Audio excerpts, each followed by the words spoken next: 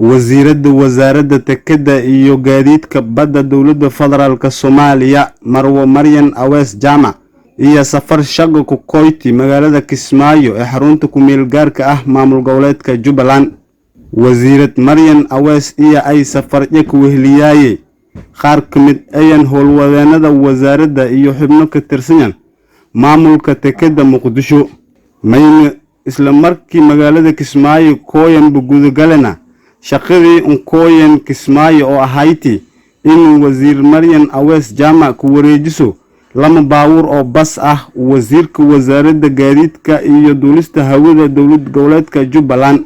lamadan bas oo wasiirad Maryan ku koyti caasimada dalka Soomaaliya Xamar oo koyti caasimada ku meel gaarka ah ee maamul goboleedka Jubbaland ee Kismaayo inay ku wareejito maamul goboleedka Jubbaland iyo kamid ahaayeen tira gaadiid oo dowladda dalka Hindiya aan ka soo deegtay dowladda federaalka Soomaaliya qaybta ku soo aadi dowlad goboleedka Jubbaland. wasiirad Maryan Awees Jaamac iyo sidoo kale kormeer ka sameeyay tekada magaalada Kismaayo si wal ku ogaato xaaladda guud ee tekada maadaama ay wasiirka wasaaradda tekada iyo gaadiidka badda dowladda federaalka Soomaaliya. kormeerka kadib iyo la warantii wasiirad Maryan Awees Jaamac saxaafadda mayna sheegtay runtii sharaf weyn ay noo tahay inaan maanta aan goobjoog u noqono munaasabadan aan ku wareejinayno gaadiidka anagoo wakiilinayno wasaaradda gaadiidka iyo duulista hawada inaan ku wareejino gaadiidkii ay dowladda Hindiya ugu deeqday dowladda Soomaaliya qaybtii Jubbaland inaan maanta soo gaarsiino.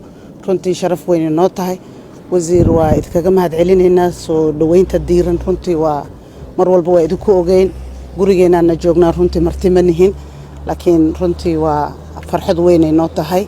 waa dareensanahay baahiyaha inay intaan ay ka badan yihiin laakiin waxaan isleenahay in tartiib mar walbaba la isaga warhaayo sida wada shaqaynta iyo xog ogaalnimada ay u noqoto mid joogto ah. anagana mar walba waxaan runtii garab taaganahay in dowladda Soomaaliyeed ay qayb ay ka noqoto taageeridda dowlad goboleedyada ay ka tirsan yihiin dowladda guud ee Soomaaliyeed. wasiirka wasaaradda gaadiidka iyo duulista hawada dowlad goboleedka Jubbaland mudane Cabdulaahi Dube Shil iyo marjiye usuna la waramay saxaafadda mayna sheegay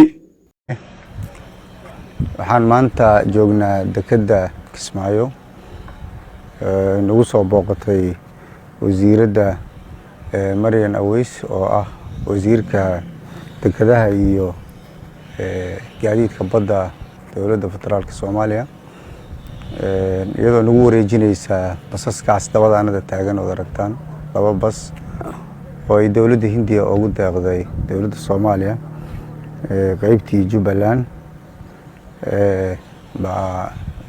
maanta lagu wareejinayaa. Ilaahay subxaanahu wa ta'aala baa ku mahadsan kadibna wasiiradda ka soo shaqaysay barnaamijkan oo waqti dheer qaatay oo soo fududeysay waa mahadsan. marka waxaan rajaynayaa in ay reer Jubbaland gaar ahaan wasaaradda gaadiidka iyo duulista hawada oo Jubbaland ay ka faa'iideysan doonto.